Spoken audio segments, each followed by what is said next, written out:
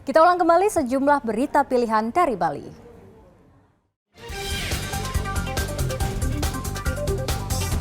Hujan lebat yang mengguyur wilayah Karangasem mengakibatkan bencana longsor di Desa Duda Timur.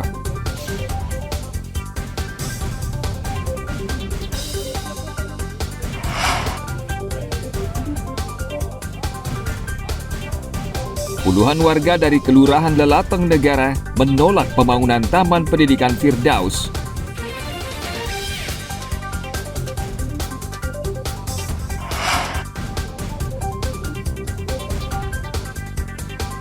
Kerajinan kain endek asal Gianyar telah menembus pasar nasional hingga internasional.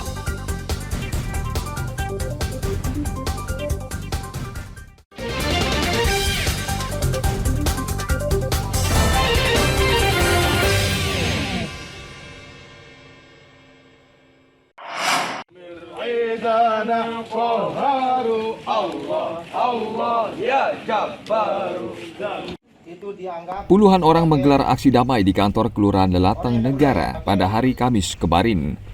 Mereka menuntut agar pembangunan Taman Pendidikan Firdaus di kelurahan tersebut dihentikan. Warga menilai pembangunan sekolah itu belum memiliki izin operasional dari dinas terkait. Sikap aliansi masyarakat yang menolak pendidikan yang bermasalah.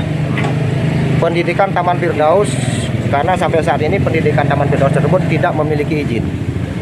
Baik izin dari Diknas maupun izin dari Kementerian Agama. Akan tetapi dengan keangkuhannya dia tetap melaksanakan aktivitas kegiatan belajar mengajar seperti biasa.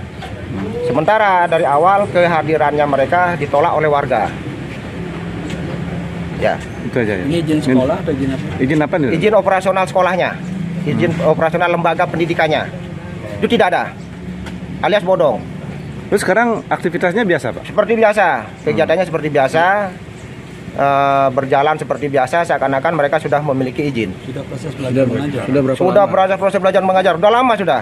Sudah lama. Tingkat apa? Di tingkat apa?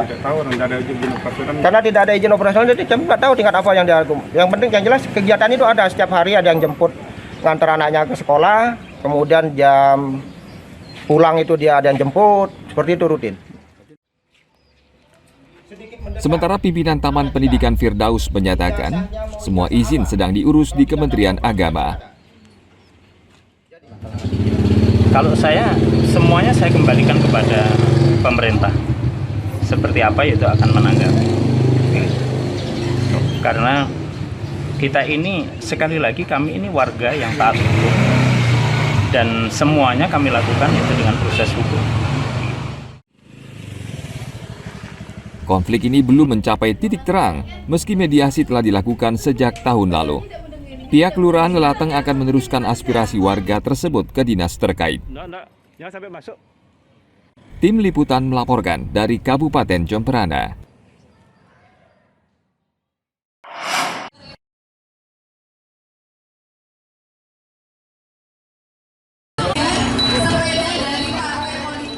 Pusat Pelaporan dan Analisis Transaksi Keuangan atau PPATK akan mengawasi dana kampanye dalam pemilu 2024. Pemantauan akan dilakukan bersama dengan KPU, Bawaslu, penyelenggara jasa keuangan, serta lembaga terkait lainnya. Dana kampanye yang diawasi ketat adalah yang digunakan oleh para kandidat serta partai peserta pemilu. Pengawasan ini untuk memastikan dana yang digunakan tidak melanggar aturan pemilu dan hukum. Jasa keuangan, lembaga pengawas pengatur, ada KPU juga di dalamnya, ada Bawaslu yang tujuannya adalah membantu pengawasan pelaksanaan pemilu agar tidak terjadi adanya dana-dana yang ilegal masuk dalam masa kampanye pemilihan.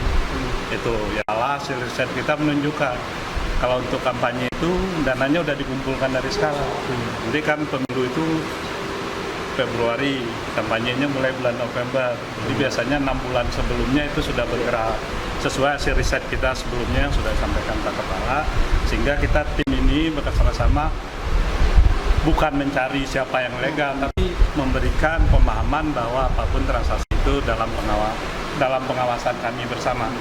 Jadi harapannya nanti para calon pasangan calon, tim sukses, ya yang lurus-lurus saja, yang legal-legal saja. Para peserta pemilu diprediksi mulai mengumpulkan dana 6 bulan menjelang masa kampanye. Meski KPU sudah mengkoordinasikan soal dana kampanye, namun PPATK tetap akan mengawasinya. Tim Liputan melaporkan dari Kabupaten Badung.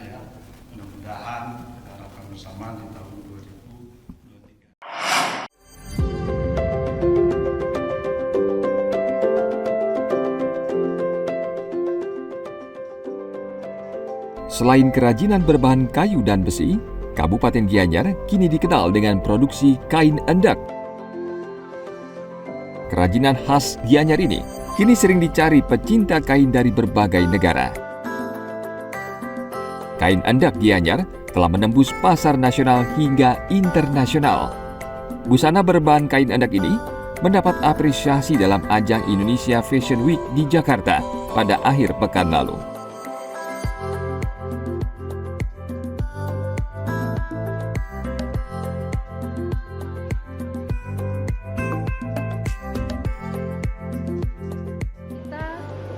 Sudah ditetapkan menjadi World Craft City, kota kerajinan dunia. Artinya itu sudah menunjukkan bahwa Gianyar sudah dilirik, tidak hanya di tingkat lokal, nasional, tetapi sudah di internasional. Nah, ini rasa bangga yang saya miliki sebagai Ketua Dekranasda Kabupaten Gianyar, karena Gianyar merupakan seninya di Bali. Nah, kami merangkum kalau di bidang fashion ya desainer rancangan yang mereka akan tampilkan.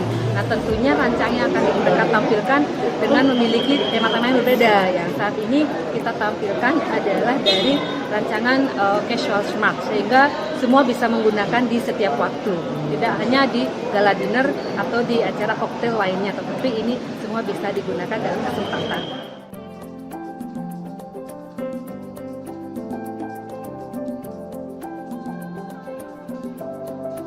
Dalam acara Indonesia Fashion Week, Dekranasda Gianyar menampilkan 30 karya dari 3 perancang busana. Ketiganya menampilkan karya busana dengan konsep sederhana dan santai.